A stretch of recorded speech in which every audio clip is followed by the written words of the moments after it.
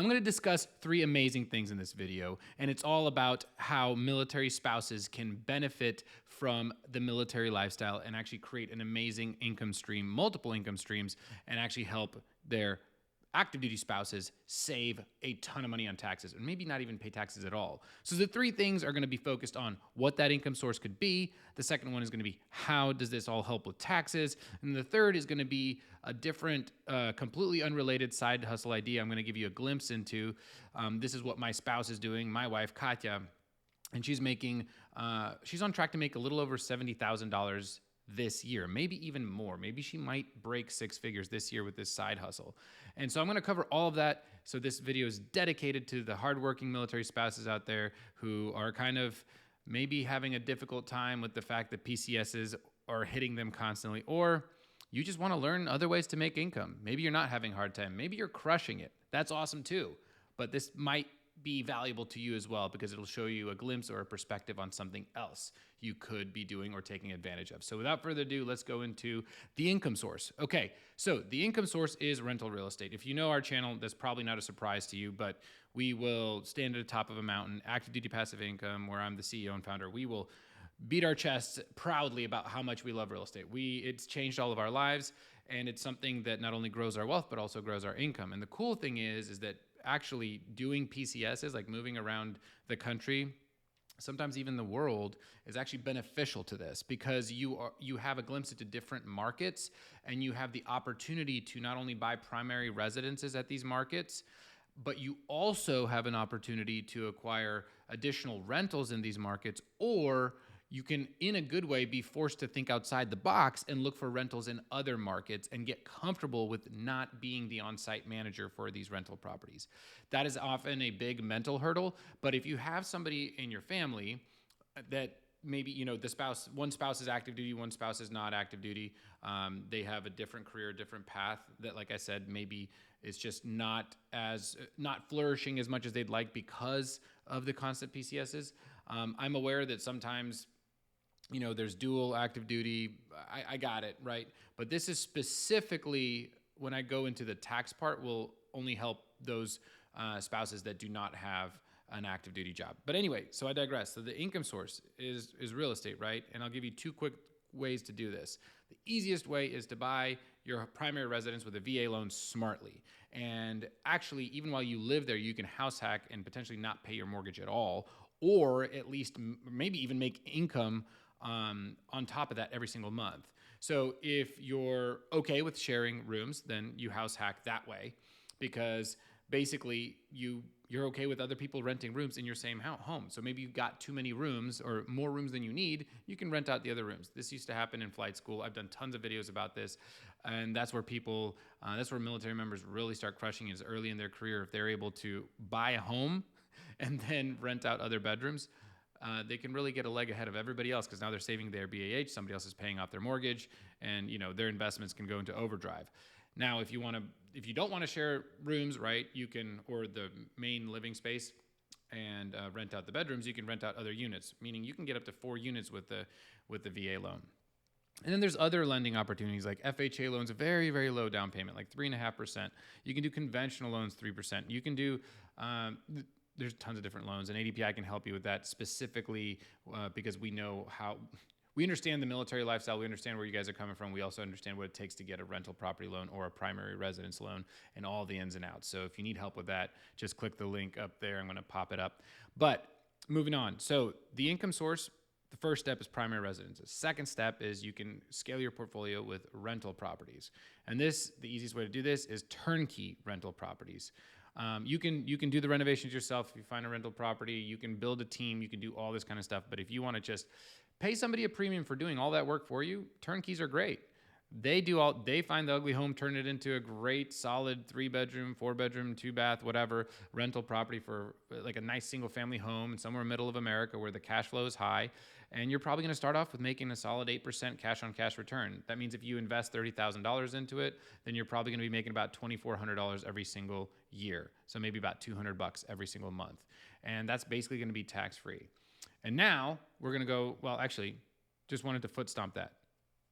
Those are the two ways, right? Primary residences and in rental properties, which the easiest one is Turnkeys. So if you're thinking about the fact that you want to make more income and your spouse is PCSing often, this is a great way to strategize your entire family finances and grow your overall income, and think about every single PCS being another opportunity to buy a primary residence and potentially turn it into a rental.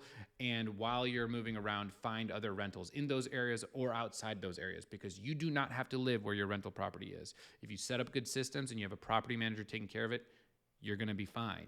And especially if you have a good, you're hedging some risk, you have some reserves set aside, and there are ways to actually make this more on the passive side and really mitigate risk if you're educated and you have good external team members, lenders, property managers, real estate agents that can help you build this empire of yours. And this is, thousands of military members have done that in our Facebook group. Check out our Facebook group at militaryrealestateinvesting.com. It'll go straight to our Facebook group. It's amazing, and we have like over 70,000 members in there right now, or close to it, and thousands of those families are doing this. It's a path very well followed, okay? Now, like I said, the second thing. So here's what I call the spouse secret weapon. And the spouse secret weapon is pretty cool because this is really a way that a couple that's married filing jointly can essentially pay little to no taxes if they're doing a lot of real estate. Because what you need to do is essentially the active duty spouse, they're just going to be doing their active duty job, and they could help in this, but like in the eyes of the IRS, that's going to be their primary occupation. The non-active duty spouse can still have other jobs, but if their primary occupation is basically real estate investing, and there's all sorts of hours and rules and tests in this, it's not complicated, but there's ways to qualify. If you become a real estate professional for the two of you that are married filing jointly, it counts for the two of you. So it's not just for the individual that is treating real estate as their primary occupation and they become a quote unquote real estate professional. It gets counted for both of you. And that's really cool because now rental real estate has this cool thing called depreciation. I talk about this in a lot of my videos, but in case you're new here, it's a really cool way to where the government basically thinks that your property is losing value over time, and that time period is 27 and a half years. And so over that time period, they're basically letting you take a write-off on that property, but it's spread across 27 and a half years. So every single year you take off a chunk of the value of the home off of your taxes. And so if you're making income on that home, typically that gets completely written off by the depreciation. And sometimes you're actually in a loss, but it's only on paper because it's not like you're going out and paying for something. The government just considers you having that expense because the property's losing value. And so now when you're in a loss, guess what? If you're a sophisticated investor, you're able to take up to $25,000 of losses against your active or ordinary income with your spouse. And that's pretty cool. But it starts getting phased out after $100,000 and then after of gross annual income. And then after $150,000, you can't take that, you can't claim that $25,000 loss anymore. It's going to be zeroed out. And so you might be in a pickle because you might be doing so much real estate and making so much income off of that, and you want to and claiming so much depreciation, like those write-offs from all that real estate, and you want it to benefit the spouse that's active duty, and you want that spouse to not have to pay taxes on their active duty income or whatever their income is after the military, right? It can be any ordinary income.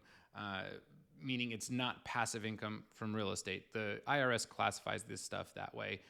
I could do another video separately, but just for the sake of this example, what needs to happen in that case is you do need to claim real estate professional. You do need to spend, there's like a 750-hour rule, a 500-hour rule. You need to own at least 5% of the real estate, and this needs to be something you spend at least 51% of your professional time on. But again, point is, you need to claim real estate professional. Your CPA, your enrolled agent, your tax preparer can do that for you. If you need help with that, I'm going to link up top to the people we use that we love the most. Anyway, what you're going to do then is you're now going to, well, not what you're going to do. What you're going to be able to do is you're going to be able to claim unlimited losses. So that $25,000 thing doesn't matter anymore. That doesn't exist. And how much income you make every year doesn't cap you out at all. It doesn't matter. You can make as much income as you want, and you can take as much of a loss as you want against that income, and basically, therefore, not pay any taxes. See what I'm saying? The income you make, you have to pay taxes on. But if you take write-offs against all of it, you don't have to pay taxes on it. What if you're in a loss, right? And now that loss gets to write off other income that your spouse is making. That's what we're talking about, and that's why it's just crazy that a military team, like a spouse team, can really do some damage. They can be moving around the country, buying real estate. One of them can be the active duty, and the other spouse can be focused on rental real estate, taking that depreciation, learning all the tax strategies, and really saving a lot of money on taxes. So it's like you're making double income. Not only are you making income on the rental real estate, you're also canceling out all the potential taxes on the ordinary income, and now you guys are making way more money that goes directly into your pocket. You won't have to be paying the IRS. You might be asking, why the heck would the IRS allow this? Well, it's because you're actually doing the government a favor. You're doing our country more of a service than those that are not owning real estate. And so that's why the tax code is written that way. It's basically a cheat sheet for, and actually that's a bad word, but like, there's no negative connotation here. It's a book of incentives. It tells you, do this, and then you won't have to pay taxes, because we love it when people do that. It helps the government, helps the country, helps the people.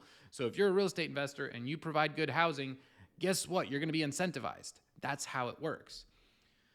Woo, doggy. All right. So now let's talk about number 3. Number 3 is, how does my wife, Katya, she does not like real estate that much. That's not her thing. It's not her jam. She did like, business in general is not a big thing of hers. She's very creative. She likes doing funny mom humor, funny Instagram reels, and that is how she makes money, which is crazy, right? Like you would think, hey, how does social media content creation make you money? And some of you probably know it can make you money, but some of you are probably like, well, I'm not sure how it actually happens.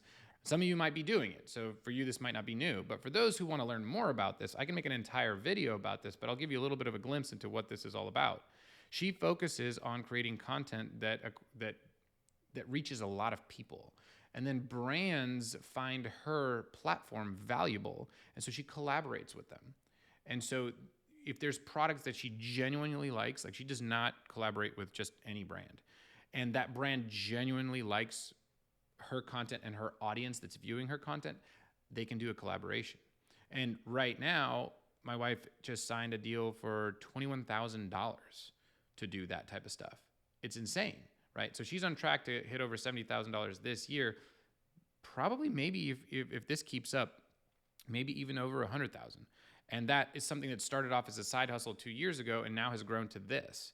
And this is a great way to earn more income so that you can invest in what? More real estate that creates more passive income that helps you write off your ordinary income, right? That is what you want to do. Is you want to figure out, how can I make more money and acquire more skills that help me make more money while I'm young, while I'm maybe still active duty, maybe, or I have another job or whatever.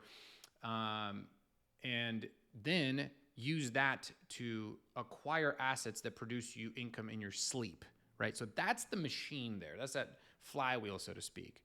And so if you guys are interested in that, drop a comment below. I can do some more videos on how my wife monetizes her Instagram, because I actually help her as a manager of her account on how to do these collaborations. So I see kind of the background of all this.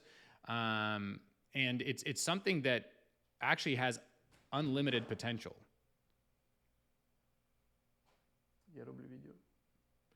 She just walked in right now. So, but yeah, the video is pretty much done. Let me know if you guys are interested in that, and I'll see you in the next video. Bye.